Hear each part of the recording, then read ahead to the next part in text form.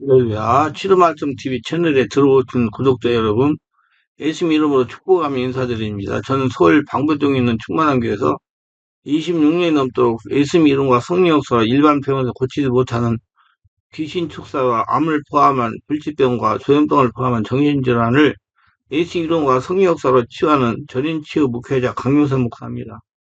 지난 26년 세월 동안 수많은 환자를 예수 이름으로 치유하여 사람답게 살아가도록 인도했습니다. 특별하게 구정 명절 기간인 2월 16일부터 2월 18일까지 매일 오전에 하나님 음성을 들으며 치유받는 집회를 진행할 것입니다. 관심 있는 분들은 참석하시기 바랍니다. 구정 명절이 지난 2월 23일부터 매주 월요일 예언은 사사역 집중훈련을 12주 동안 진행하고 화요일은 귀신 축사 신운 사사역 집중훈련을 10주 동안 할 예정입니다. 관심 있는 분들은 미리 등록하시고 참석하시기를 바랍니다. 특별히 17년, 18년씩 영적, 경제, 육체적으로 고통을 당하는 상태가 중요한 분들과 성령의 강력한 권능과 은사를 빨리 받고 싶은 분들에 대해서는 매주 토요일, 주일 13시 30분부터 예약하여 개별 특별 집중 치유 안수기도 시간을 갖고 있습니다. 한 번에 2명밖에 할 수 없으므로 필히 일주일 전에 예약을 해야 됩니다. 예약하고 오시면 단기간에 자신이 눈과 몸으로 느끼고 주변 사람이 알아볼 정도로 휘기도 강력한 능력과 치유가 처음적으로 실제적으로 나타납니다. 17, 18년생 고통당하는 문제가 순식간에 치유가 일어납니다. 반드시 일주일 전에 전화 확인하시고 예약을 해야 됩니다. 이 유튜브 강의는 제가 지난 26년 동안 사역하면서 체험한 100여 가지 조서 중에서 한 권 한 권 정성을 다하여 강의하는 것입니다. 하나님 음성에 불순종하면 고통을 당합니다. 하나님께서 아담을 시험하실 때 진실로 겸비하여 청지기로 남아 있었는지 안리를 알 수 있게 하기에 동산의 모든 실과는 다 먹되 동산 중앙에 신약 선악과를 먹지 말아야 먹는 날엔 반드시 죽이라. 죽는다는 것은 하나님과 분리된다는 것입니다. 하나님과 청지기가 되지 않고 사람이 스스로 하나님처럼 되어버리기 때문에 하나님과 분리되고 버림받고 만다는 것입니다. 이것이 진리의 길입니다. 그 선악과를 안 따먹고 영원히 하나님과 더불어 사는 것이 진리의 길입니다. 하나님 말씀에 순종하면 내 힘으로 영원히 살고 그렇지 않으면 쫓겨나는 것입니다. 그리고 여기 미혹이 있었습니다. 사탄이 찾아왔습니다. 그러나 화에게 말했습니다. 정말 하나님이 동산에 있는 모든 실과를 따먹지 말라고 하더냐? 하가 말했습니다.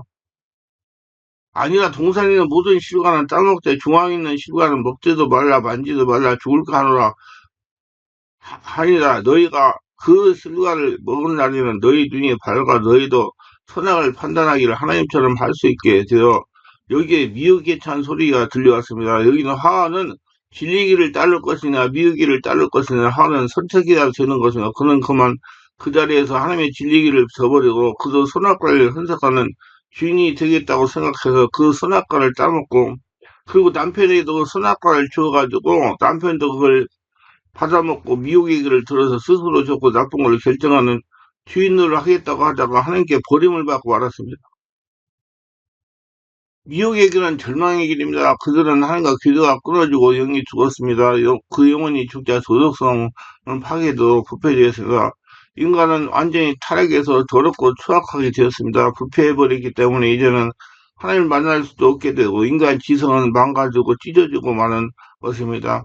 그리고 하나님은 누굴까요? 하나님은 사진이었던 인간은 저주의 형상으로 변화되고 만 것입니다. 그래서 미혹이 준 그 생각이 쫓겨나갔다가 하나님처럼 되기는커녕 피조물 중에 가장 저주받은 존재가 되어버리고 만 것입니다. 그 타락의 결과로 오늘날 우리가 보이는 인생에 죄가 있고 미움이 있고 전쟁이 있고 질병이 있고 저주가 있고 죽음이 있고 절망에 꽉 들어찬 세상이 되어버리고 만 것입니다. 하나님 말씀을 보면 하나님 말씀에 순종하지 않고 자기 생각대로 살다가 비극적인 생애를 마감한 한 사람이 등장합니다. 사람은 이스라엘 나라의 초대왕이었던 사울입니다. 그는 그야말로 대단한 인물입니다. 그래도 불구하고 그 인생은 비극으로 막을 내렸습니다. 그 인생 여정을 보면 무척이나 화려한 출발을 하였습니다. 그는 명문지파, 명문가정에 낳았습니다. 그리고 외모도 볼 때도 온 이스라엘 사람들 중에 사울보다 더 준수한 자가 없었다고 성경은 기록하고 있습니다. 그는 사무엘 선지자의 기름 부음을 받았고 수많은 사람 가운데 제비 뽑기로 왕으로 세워진 사람이요 그에게 하나님의 임함으로 인해 예언까지도 했던 인물입니다. 그가 이스라엘 왕으로 일을 시작했을 때 모든 이스라엘 백성이 크게 기뻐하면서 대단한 기대를 했습니다. 그런 기대에 부응하여 집권 초반에는 아주 이상적으로 나라를 통치했습니다. 그러나 날이 갈수록 그는 변했습니다. 그는 하나님의 뜻과 상반되는 생활을 했습니다. 결국 그는 하나님의 엄청난 은총을 입고도 이를 유지하지 못한 채 그 말년에 불신앙과 허물로 비참하게 막을 내렸습니다. 무엇이 사울로 하여금 이렇게 만들었을까요? 왜 그를 만년에 비참하게 무너졌을까요? 사울이 비극을 인생을 마감한 이유는 하나님 말씀을 따르지 않았습니다. 역사상 10장 13절을 보세요. 사울이 죽은 것은 여호와께 범죄했기 때문이다. 그가 여호와의 말씀을 지키지 아니하고 또 신접한 자에게 가르치기를 청하고 그는 여호와 하나님 말씀을 지키지 않았습니다. 하나님의 명령에 불순종했으며 그는 결국 말로가 비참했습니다. 복과 저주는 하나님 말씀에 밀접한 관계가 있음을 믿으시기를 바랍니다. 하나님 말씀을 들으면 살고 하나님 말씀을 저버리고 마귀 귀신 세상의 사람의 말을 듣고 살면 죽는 것입니다. 신명기 28장에 보면 하나님 말씀을 삼가 듣고 행하는 자의 모든 일에 하나님 복을 있다고 말씀하셨습니다. 그렇지만 동시에 말씀에 순종하지 않은 자에게는 모든 일에 저주가 임한다고 기록합니다. 그런다면 사울이 하나님 말씀을 지키지 아니했다고 했는데 구체적으로 어떠한 상황에서 말씀을 지키지 아니했을까요? 3일상 13장에 보면 사울이 왕으로 등극한 지 2년쯤 되었을 때입니다. 이웃나라 블레셋이 쳐들어왔습니다. 그의 전쟁의 양상은 이스라엘에 극도로 불리하게 진행했으며 그로 인해 하나님의 도움이 절실히 필요했던 사울하고는 남아에 있는 사무엘 선지자에게 연락했습니다. 속히 와서 도와달라는 것입니다. 그 이유는 사무엘이 하나님께 제사를 드려 이스라엘이 승리할 수 있도록 기도해달라는 것입니다. 그런데 사무엘이 오겠다는 1시간이 지나도 오지 않았습니다. 그러자 백성들이 서서히 흩어지기 시작했습니다. 다급해진 사울은 백성들의 마음을 잡아보자는 궁예지책으로 그만 제사장만이 들을 서는 제사를 감히 자기가 집례하고 말았습니다. 그런데 이게 웬일입니까? 제사를 마치자마자 3일의 선지자가 온 것입니다. 이럴 때 어떻게 해야 됩니까? 큰일이라도 보통 큰일이 아닙니다. 이에 3일 선지자는 사울의 그런 행동을 보고 망령되게 행했다고 생각합니다. 왜 이런 일이 일어났을까요? 그 원인은 사울의 교만이었습니다. 권력을 잡아보니 자신도 모르게 교만해졌습니다. 그 교만이 자기도 제사를 집례할 수 없다고 믿게 된 것입니다. 사울의 범죄는 여기서 끝나지 않아서 그는 다시금 하나님 말씀에 불순종하는 일을 범하게 됩니다. 하나님이 그에게 다시금 기회를 주셨어요. 오늘날 하나님의 명령을 사울에게 아멜렉을 진멸하라고 말씀했어요. 그는 모든 소유를 남기지 않고 진멸하되 남녀와 소아와 젖먹이는 아이와 우양과 낙타와 나귀를 죽이라고 그랬습니다. 그래서 사울은 하나님의 말씀을 그대로 따르지 않았습니다. 왕과 잡아서 아가과 그의 양과 소의 가장 좋은 것 또는 기름진 것과 어린 양과 모든 좋은 것을 남겼습니다. 사울은 자기가 보기 좋은 것들은 다 살려두고 별 가치가 없는 것들만 진멸을 하였습니다. 하나님의 말씀보다 자기의 생각과 판단을 앞세운 것입니다. 내가 보기에는 죽이는 것보다 살려서 하나님께 제물을 드리는 것이 낫다고 생각했다는 것입니다. 결국 하나님의 말씀을 제대로 이행하지 않았다는 것입니다. 사울이 이러한 행동을 보신 하나님은 마침내 사울을 왕사무를 후회했다고 하셨습니다. 3일상 15장 11절에 보면 내가 사울을 왕으로 세운 것을 후회하느니 그가 돌이켜서 나를 따르지 아니하며 내 명령이 행하지 아니하였음이니라. 한친지라 사무엘의 근심하여 온 밤을 여호와께 부르짖으니라. 사울이 여호와의 말씀을 지키지 않았다는 말은 바로 이러한 행동을 두고 하는 말입니다. 이때 생겨난 유명한 성경구절이 사무엘상 15장 22절입니다. 사무엘이 여호와께서 번제와 다른 제사를 그의 목소리 청종하는 것을 좋아하신 것이 좋아하게 했나까? 순종이 제사보다 낫고 듣는 것이 수양이 기름보다 나오자 하신 것입니다. 이 말은 오늘 우리에게 적용한다면 순종하는 이 예배보다 낫습니다. 하나님 말씀 듣고 순종이 예배보다 낫습니다. 말씀을 잘 듣는 것이 바른 헌금보다 낫습니다. 하나님 말씀에 순종하면 하나님이 친히 우리를 지켜주십니다. 노새 가족들을 보세요. 그들은 아브라함의 중보기도와 천사들의 도움으로 소돔성을 멸망했다는 소식을 듣게 됩니다. 이제 곧 소돔과 고모라성은 하나님의 심판으로 멸망하게 될 것이라는 소식을 듣습니다. 그 소식을 들은 노새 가족은 꿈을 대고 있었습니다.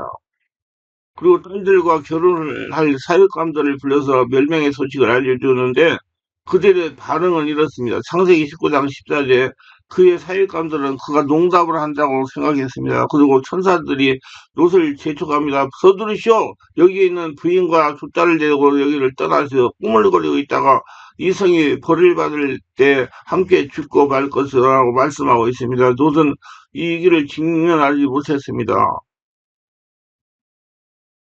설마 절명할 거라고 생각하지 있는 줄 모릅니다. 뭐, 혹시 이걸 멸망시킬까? 자기 생각대로 하고 있다는 얘기야.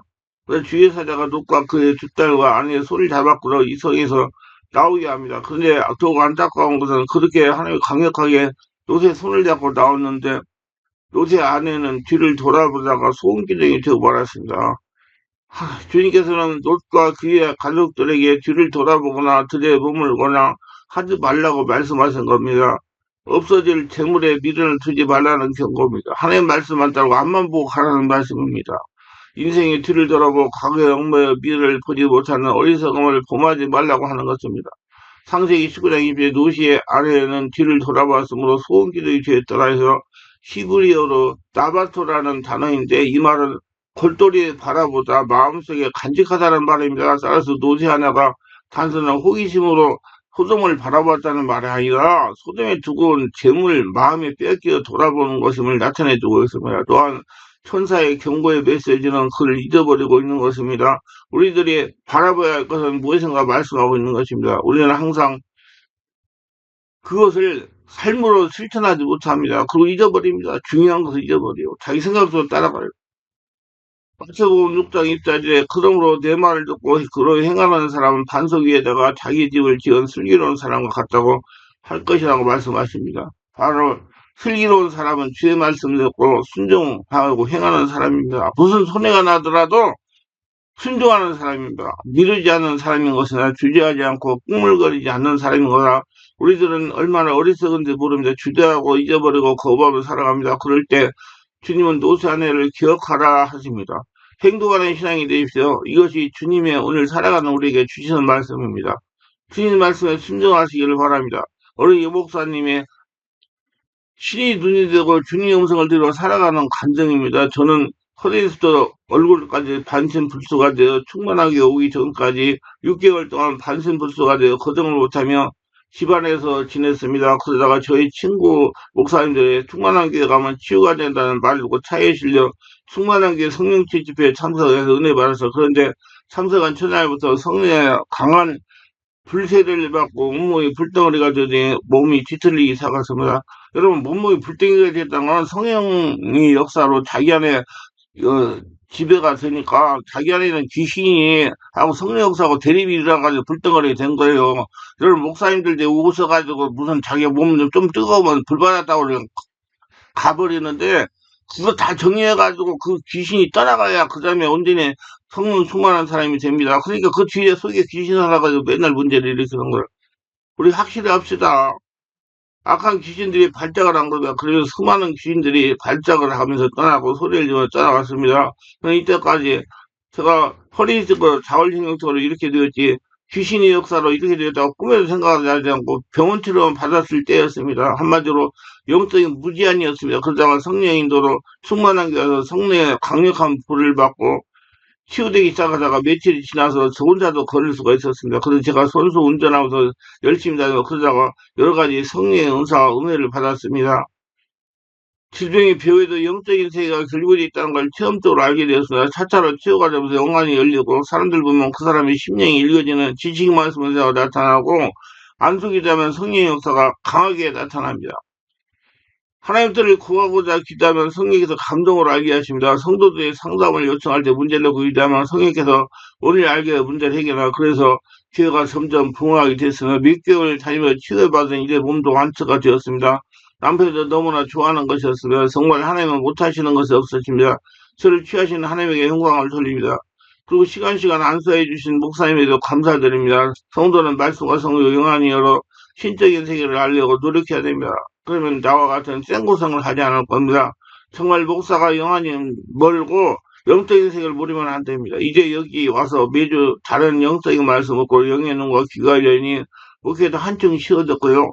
은혜도 충만하실 거고, 신의 음성을 듣고, 신의 세계를 알고 살아가니, 예, 잘 풀리고, 어, 은혜가 충만한, 건강한, 강건한, 능력 있는 목사가 되었습니다. 할렐루야.